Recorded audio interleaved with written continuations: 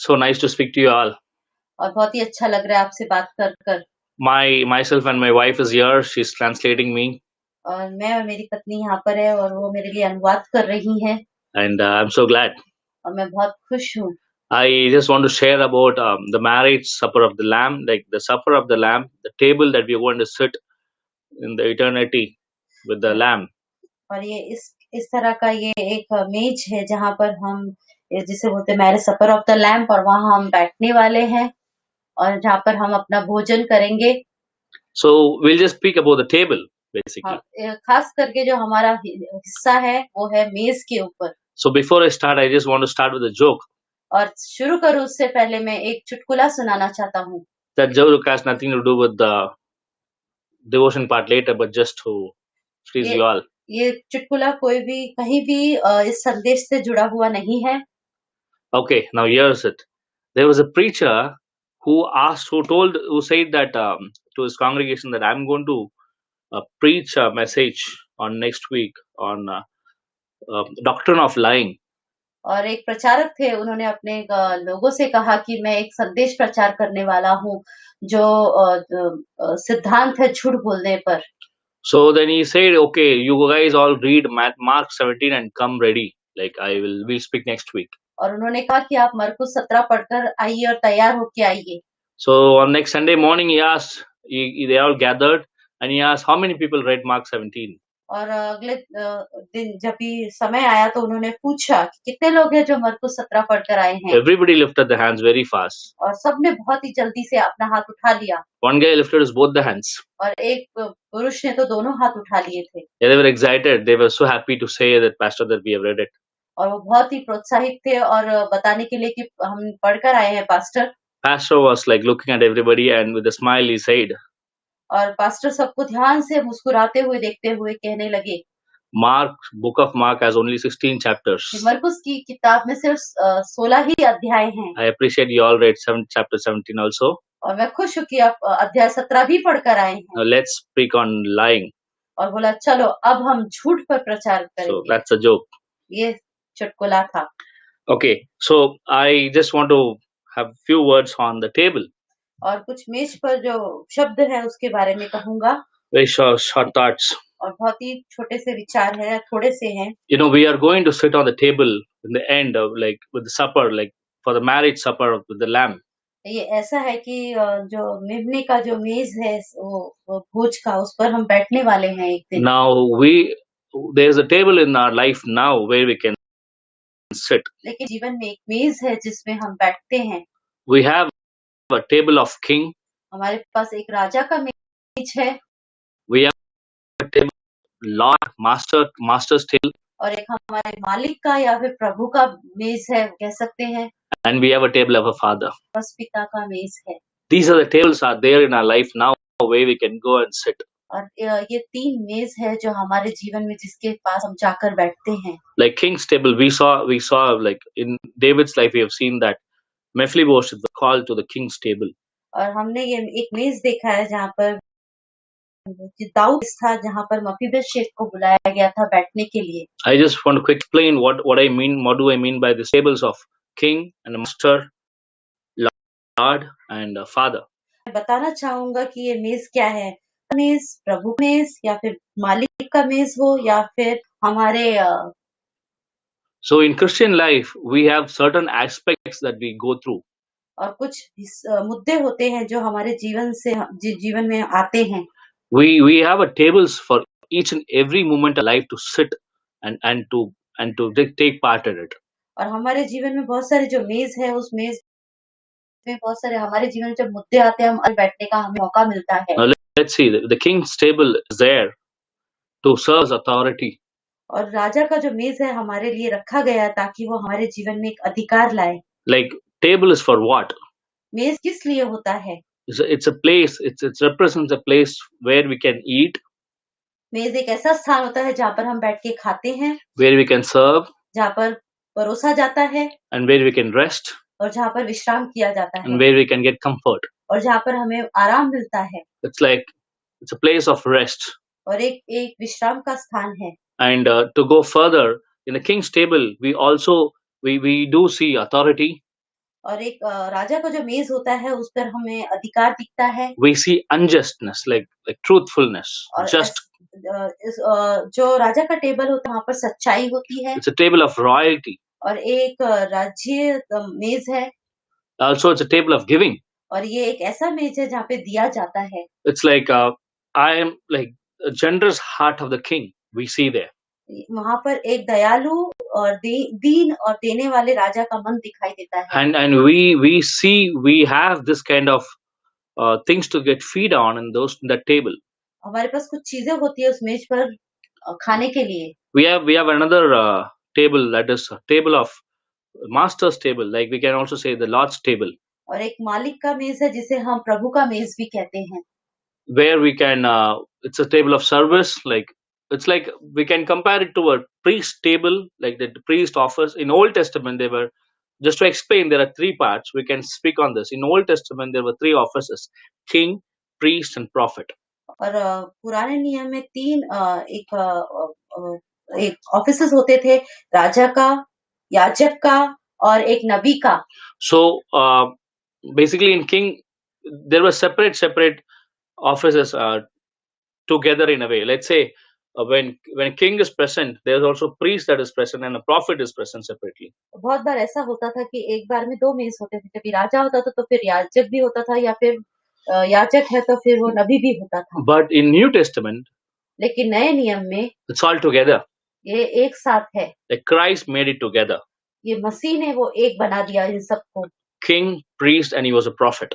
वो राजा था, नबी था और वो याजक भी था। So in that way, we can sit in a table which has all parts in it. और हम ऐसे मेज पर बैठते हैं जहाँ पर सारे मेज के हिस्से हैं। So seeing in this table of the master, the table of the Lord, और जब हम देखते हैं प्रभु का मेज या फिर मालिक का मेज, it's a place where we see reverence. It's a place of fear. We see और एक ये ऐसा मेज है जहाँ पर एक आदर का मेज है, जहाँ पर एक मेमने का it's also a table of sacrifice, and like we see Christ as the Lamb and we worship Him. और ऐसा ये मेज है जहाँ पर हम मसीह को देखते हैं और मेमने की तरह और उसकी आराधना करते हैं and give thanks to Him. और उसे हम धन्यवाद करते हैं। Another table is a table of Father. और दूसरा मेज है जिसे कहते हैं पिता का मेज। It's we can speak on multiple areas. It's on 1 Corinthians 13 we see, and Hebrews 12 we see what does love does it. It's a table of love. और पहला कुरिन्थियन 13 देख सकते हैं या इब्रानी 12 देख सकते हैं कि ये जो मेज है, प्रेम का मेज है, ये क्या कर सकता है। It's a relationship table, like, और ये एक संबंध का मेज है। Like I get personal with it. और ये एक बहुत ही व्यक्तिगत हो सकते हैं हम इसके साथ। It's a table where I get to serve. I've been served love. और ये ऐसा मेज है जहाँ पर मुझे प्रेम परोसा जाता है, comfort, आराम परोसा जाता also है, discipline. और एक तरह से एक जो डिसिप्लिन है वो भी Hebrews परोसा 12 जाता है, speaks about it. जैसे इब्रानी 12 कहता है। So it's a relationship. God speaks to His Son. ये इस तरह से संबंध वाला मेज है जहाँ पे पिता अपने बच्चे से बोलता है। We all sit in these tables across our life at some moments, और इस मेज पर हम कहीं ना कहीं अपने जीवन के कुछ हिस्सों में आकर बैठते ही हैं। And these tables are the corners of a main table that connects us, like which prepares us together. और ये मेज जो 4 मेज है, ये एक मुख्य मेज है, उसके 4 हिस्से हैं ये। And that is a table of cross. और उस मुख्य मेज को हम क्रूस का मेज कहते हैं। Table of cross is the main table. और क्रूस का जो मेज है वो खास या मुख्य मेज है। And these are the places where it connects us in the corners. और ये वैसा मेज है जहाँ पर बाकी के 4 हिस्से जुड़े हुए हैं इससे। When we sit at this table, we will be able to understand very clearly it is not we who sat in this table, but we were made to sit in this table. और जब हम इस मेज पर बैठते तो हमें समझ में आता है कि हमने अपने आप को इस मेजों पर नहीं बिठाया है, कि हमको बिठाया गया है। Because of Father's heart. क्योंकि पिता के हृदय के कारण। Because of the Lord's work. क्योंकि प्रभु के काम के कारण। Because of the King's mercy. क्योंकि राजा की दया के कारण। I am sitting in this table. मैं उस मेज पर बैठा हुआ I see God's grace, I see God's love, I see God's mercy in that table. और परमेश्वर का प्रेम, दया और अनुग्रह देखता हूँ मैं इस मेज पर। It is a table where I can completely rest, because it is a table which is made up of a work that has been finished.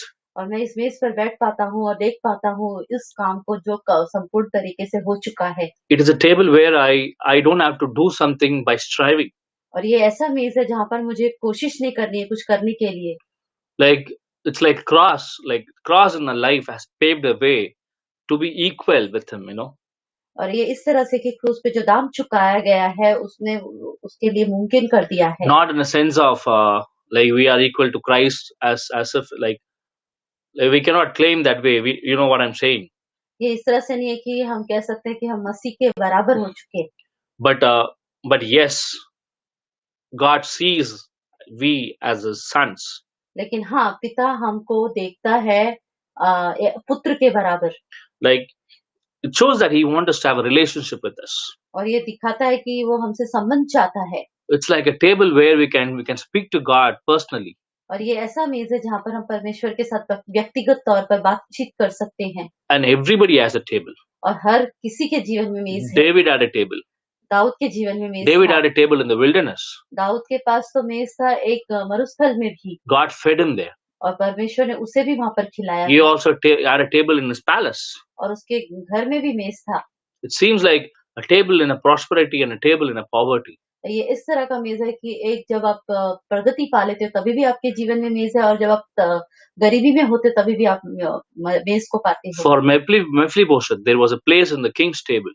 और लेकिन मफीबोशेत के जीवन में जो स्थान था वो था राजा के मेज पर बैठना। Like it seems like everybody made equal.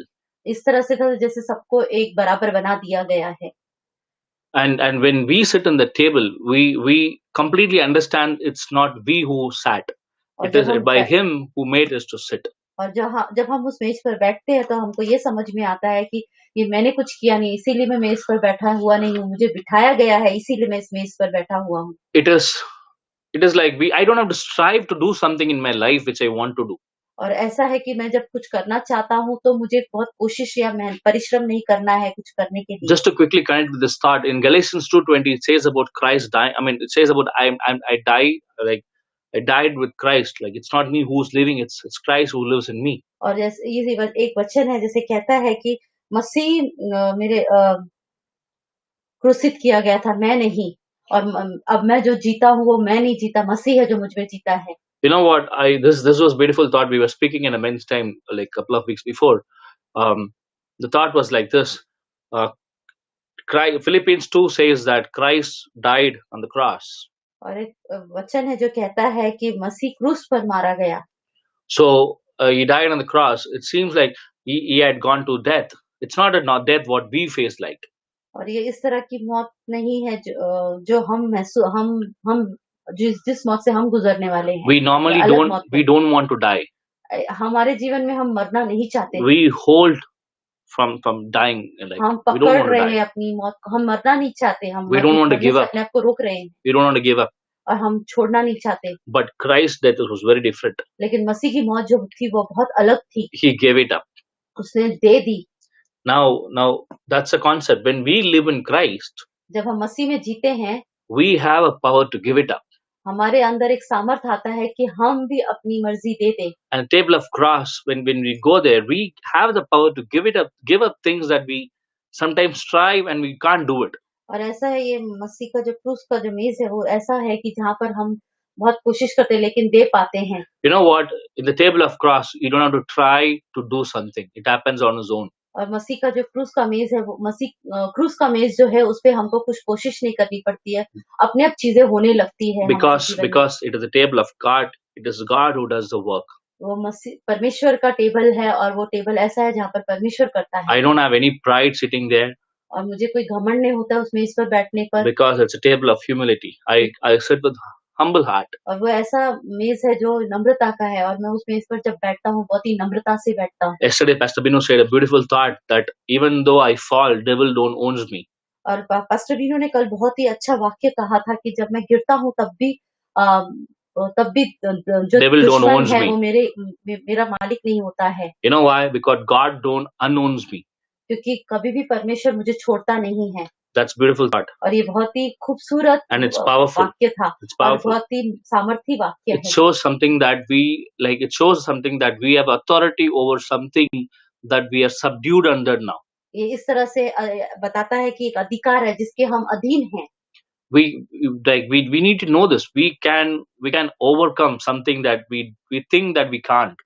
और ऐसा ये सामर्थ है कि जब हम सोचते हम किसी से उसमें से तकलीफ से बाहर निकल के नहीं आ सकते, लेकिन उसमें से हम बाहर निकल के आते हैं। Paul says, I can do all things by Christ who strengthens me. और पौलुस कहता है मसीह में रहकर मैं सब कुछ कर सकता हूँ, तो मुझे सामर्थ देता है। You know why? क्यों पता है आपको? Because क्यों? Christ can do all things. क्योंकि मसीह सब कुछ कर सकता है। In gospel it says, in me, like with me nothing is impossible. और ऐसा है कि जैसे कि मेरे द्वारा कुछ भी संभव नहीं। Just I have to live by faith. मुझे सिर्फ विश्वास से जीना है। I have to live on the table by faith. I have to sit on the table by faith. I have to eat in the table by faith. मुझे बैठना है उधर विश्वास से, करना है विश्वास से, खाना है विश्वास से। If I don't eat from that table, और यदि मैं उस मेज से नहीं खाऊं तो I will end up eating from some other table. तो मैं ऐसा होगा कि मेरा अंत है कि मैं किसी और मेज से खाते दिखाई And देगा। there will be impact from that also well. और उसका भी प्रभाव दिखाई देगा। Now at closing, और अंत में just a final thought. एक आखिरी वाक्य। I was reading a verse today morning from Psalm 45. I love that verse. It says about, it's a messianic Psalms, and it says about Christ. Verse 2 says his tongue is like a pen of a ready writer. और भजन संहिता 45 में पढ़ रहा था सुबह, और जहाँ पर लिखा हुआ था कि उसकी जो जुबान है एक तैयार लेखक के कलम के बराबर है। What a beautiful thought was that. वो कितना अच्छा विचार था। Christ's tongue is like a pen which is made ready for like ready writer. और ये मसीह की जो जुबान है इस तरह की है कि वो एक तैयार लेखक की है। It seems like what God says, it just throws it out. ये इस तरह से कि परमेश्वर कहता है और वो निकल कर आ जाता है। It's a process that happens between. लेकिन ये इस तरह से जिसके लिए कार्य होता है, हाँ, अंदर। We can have a life like that. और उस तरह से हमारा भी जीवन हो सकता है। Our tongue can be a pen for him. और ऐसा है कि हमारी जुबान उसके लिए भी लेखक बन सकती है। Praise God. परमेश्वर की स्तुति हो। Thank you. धन्यवाद।